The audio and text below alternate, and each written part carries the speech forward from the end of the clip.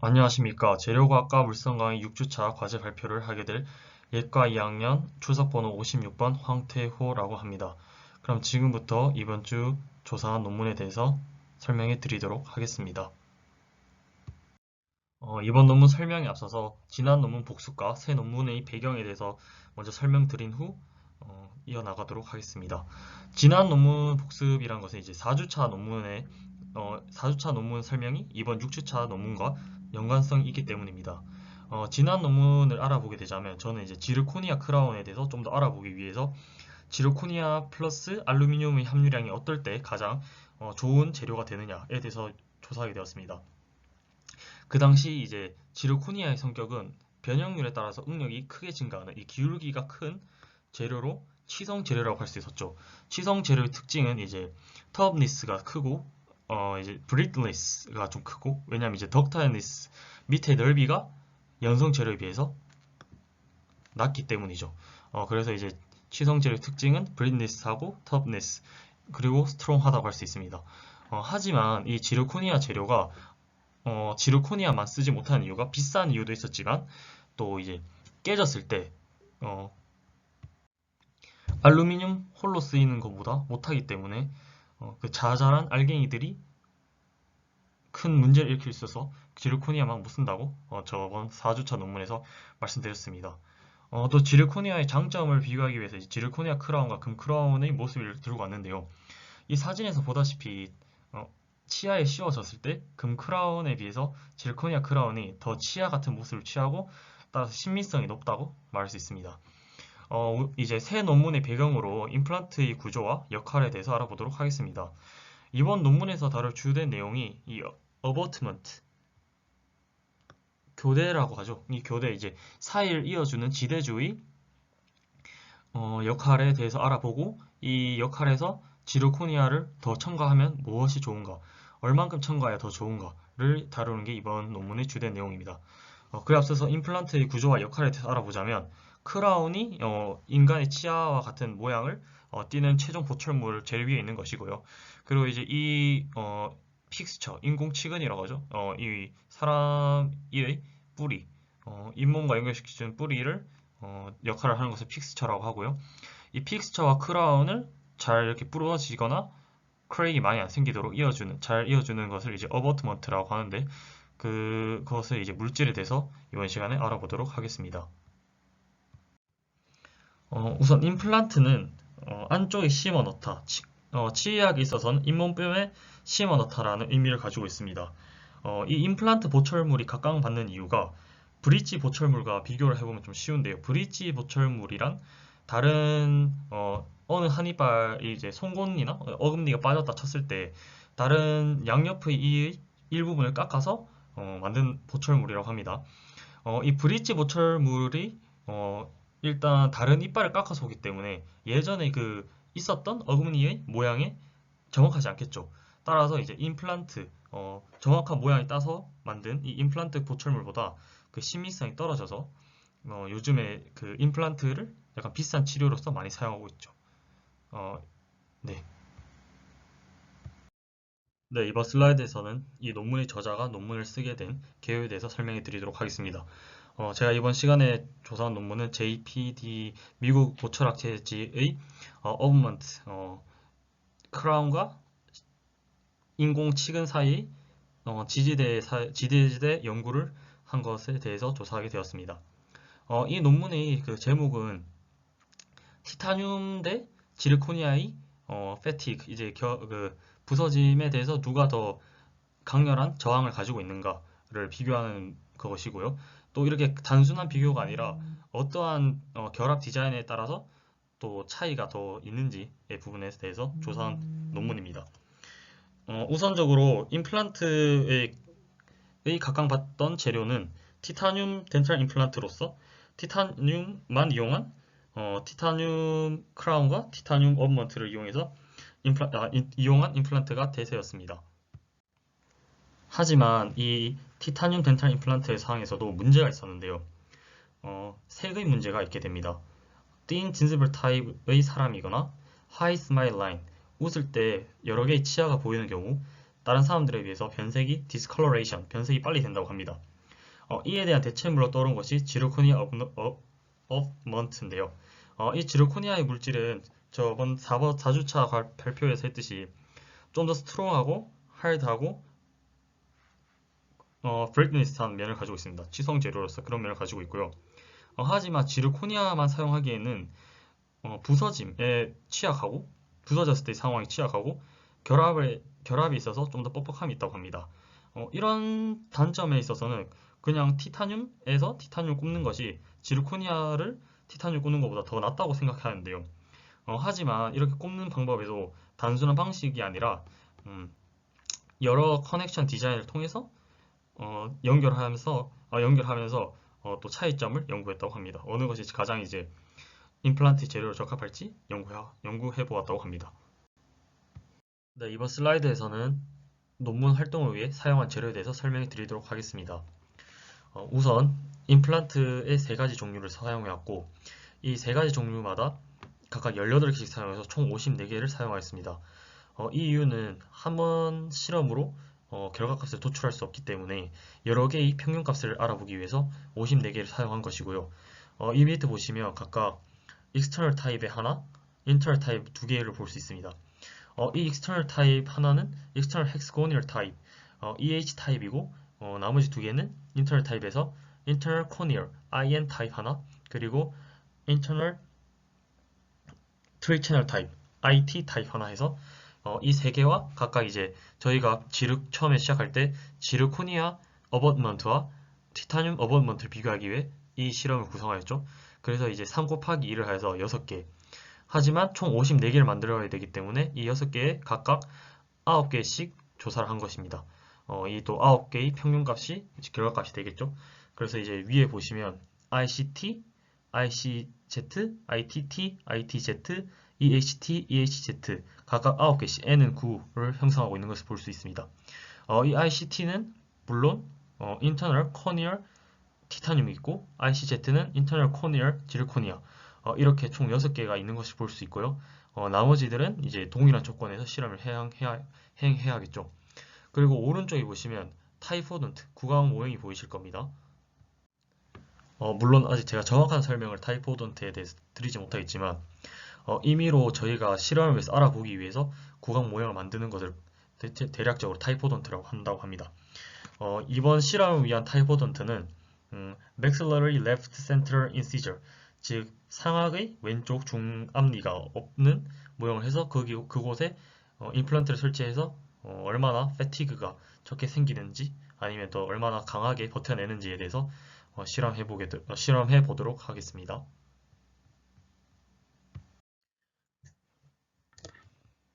네, 이번 슬라이드에서는 우선 임플란트를 심기 위한 치아 형성 과정에 대해서 설명해 드리도록 하겠습니다.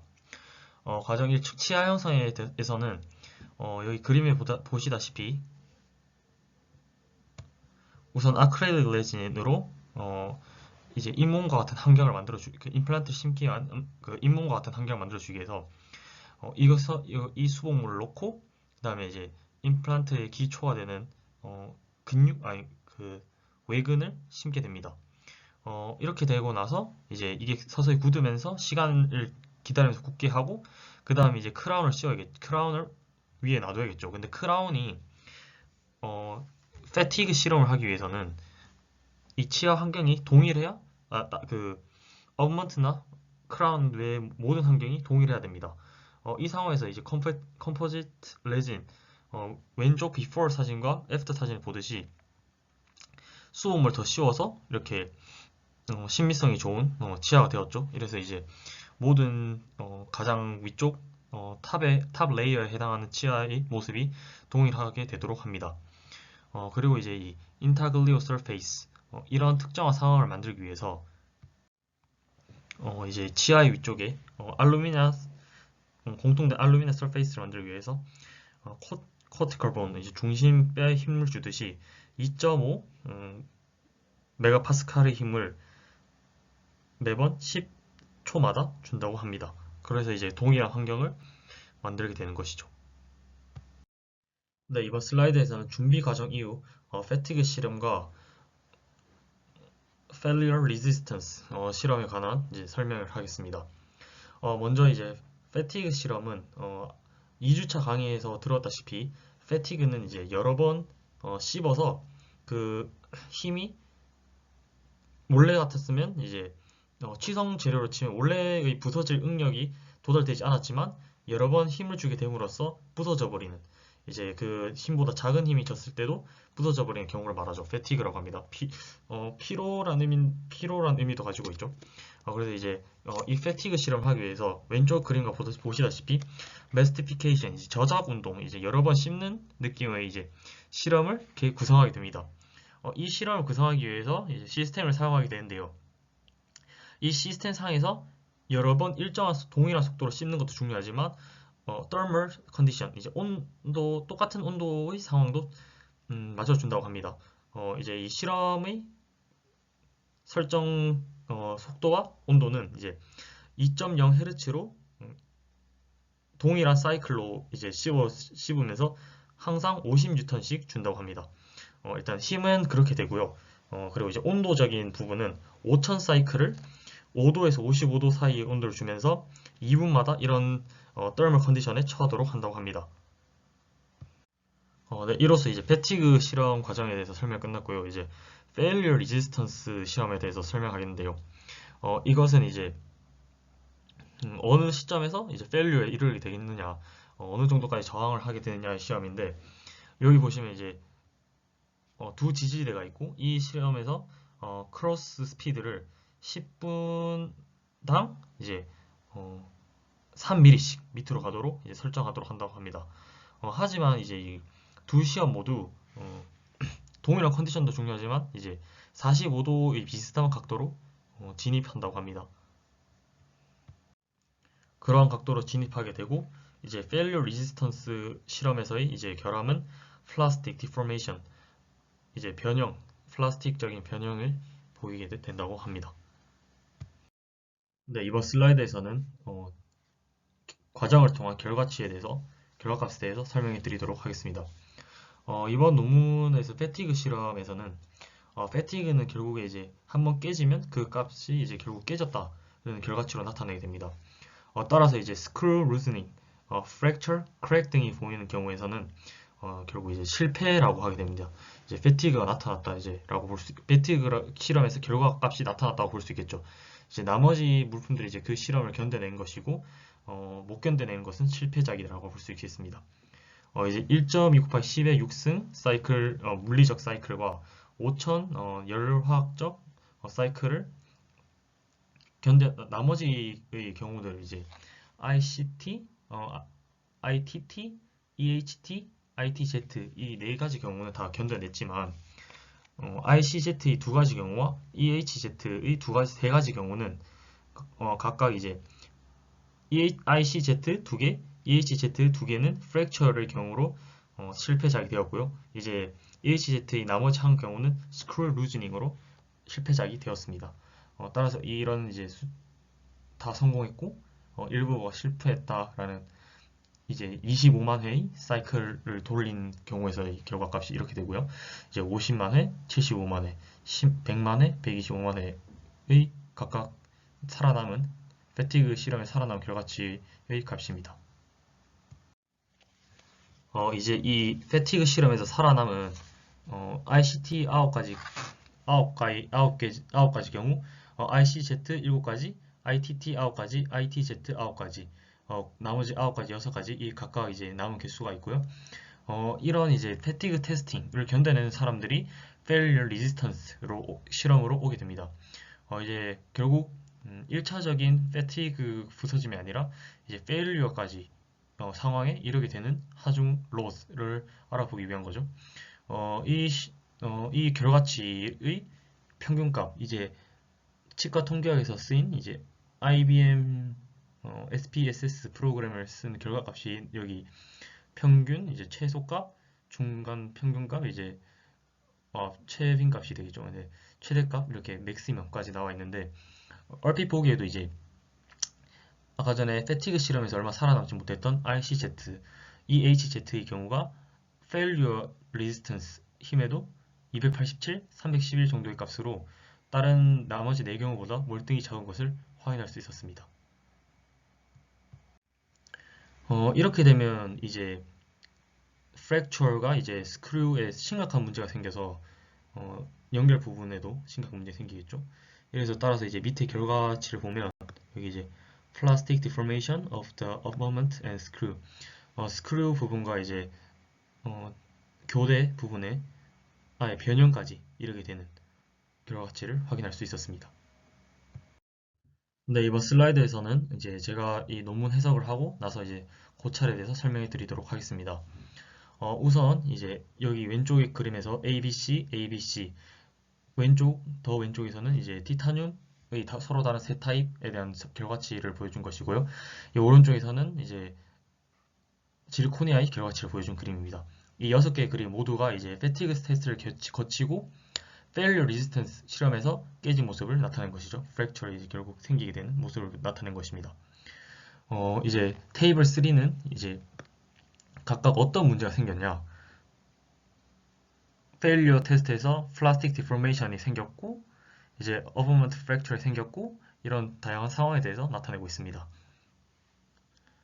우선 이 fatigue 테스트의 장점을 살펴보자면 효율성, efficiency, 지속성, longevity, and reliability of implement elements of 이렇게 나타내고 있죠. 이거의 의존성에 대해서 얼마나 좋은 테스트였나를 알려주고 있습니다. 그리고 이제 그 다음으로 넘어가서 여기 중간쯤 보시면 abutment assembly 이 abutment가 들어오는 물질 그러니까 티타늄 to 티타늄, 티타늄 to 지르코니아 이 관계에 대한 설명하고 있는데요. 이 닮음이 얼마나 중요한가 결과치만 봐도 알 수 있듯이 티타늄끼리의 연결이 훨씬 패티그 실험에서 많이 살아남았죠. 지르코니아는 총 5개의 크랙 혹은 스크류 루즈닝 이런 결함이 나타나는 물품들이 있었는데 말이죠. 그리고 이제 여기 오른쪽으로 넘어오시면 여기에 대한 해석을 하자면 분명히 이제 각 타입에 대한 차이는 있었습니다. 결과치 이제 뭐가 이제 더 오래 살아남고 failure resistance 실험에 대해서 뭐가 더 힘이 세고 이런 차이는 있었지만 결과적으로 이 디자인 variation, 디자인 변화에 따른 그 원인에 대해서는 결과가 못 찾아낸 거죠. 왜 이렇게 달라졌는데 뭐가 문제인 거지? 그의 원인을 못 찾았지만 지르코니아를 사용한 물품들만 봐도 힘의 차이가 엄청나게 커서 어떤 게 더 임플란트에 효율적인지를 확인할 수 있습니다. 네, 이번 발표를 통해서 fatigue 테스트와 failure resistance 테스트 이 실험을 통해서 어떻게 재료의 오래 기간 사용성을 비교하는지 알게 되었고 또 이제 그런 식의 임플란트의 재료에는 티타늄이 많이 쓰인다라는 이제 사실을 알게 되었습니다. 또한 이제 결과치를 통해서 임플란트 내의 이제 구조를 어바웃먼트 같은 구조를 알게 되었고 또 이제 그 구조 간의 상호작용성 서로 얼마나 어셈블한가에 대해서 어셈블한가에 따라 그 패티그 테스트에서 오래 살아남는 정도의 차이가 있다는 것을 알게 되었습니다. 이상 재료과학과 물성과학 6주차 발표를 마치겠습니다. 시청해 주셔서 감사합니다.